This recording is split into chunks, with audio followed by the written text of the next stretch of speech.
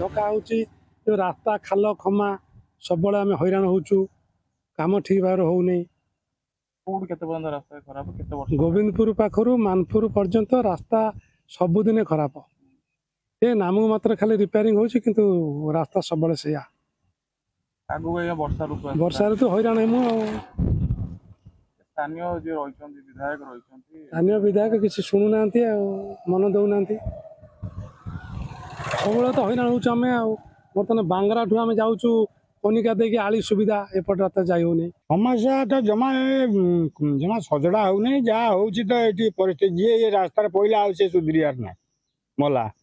ମାରାକୁଳ କତରୁ ଆମର ମାନପୁର ଟୋଟାଲ ଘୋଷରା ନେଇକି ଆମର ଏଇ ଯେଉଁ ମାନପୁର ଆମର ଯେଉଁ ବାରିଘର ଲାଷ୍ଟ ସେତି ବାଟ ପାଇଁ ପୁରା କଦର୍ଯ୍ୟ ରାସ୍ତା। ଏ ରାସ୍ତାରେ ଯିଏ ପଡ଼ିଯିବା ବଞ୍ଚିନାହାନ୍ତି ସବୁ ମରିଛନ୍ତି। ଆଗକୁ ବର୍ଷା ଋତୁ ଆସିଲା। ହଁ ଏଇ ଆପଣ ଦେଖିକି ଏଇ ସବୁ ରାସ୍ତା ଦେଖିକି ସବୁ ଯାଉଛନ୍ତି ଗାଡ଼ିବାଲା ବହୁତ ବେଜିତ ହେଉଛନ୍ତି। ବହୁତ କଷ୍ଟ ମାନେ ନାଇଁ ନଥିବା କଥା ଯୋଉ ସ୍ଥାନୀୟ ନାଇଁ କିଛି ନାହିଁ। ଏଠି ସମସ୍ୟା ଭଲ ନୁହଁ। ଆମ ଘର ହେଉଛି ଯାଜପୁର ଡିଷ୍ଟ୍ରିକ୍ଟ। ମୁଁ ଏଇ ଲାଇନରେ ସଦାବେଳେ ରାତି ପାଇନେ ଯିବା ଆସିବା କରୁଛି। ନା ଯାଜପୁରରେ କିଛି ନାହିଁ। ଏଇପଟରେ ଆମେ ଟିକେ ବେପାର ବାଣିଜ୍ୟ କରୁଛୁ ଭଲ ମନ୍ଦ କରୁଛୁ ମାନେ ସଦାବେଳେ ଏଇପଟରେ ଯିବା ଆସିବା କରୁଛୁ।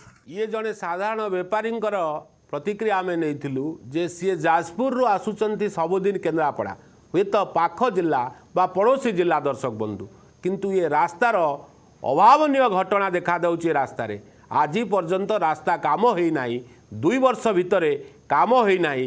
ଆଗରୁ ହୁଏତ ରିପେୟାରିଂ ହେଇଥିଲା କିନ୍ତୁ ବର୍ତ୍ତମାନ କାମ ହେଉନାହିଁ।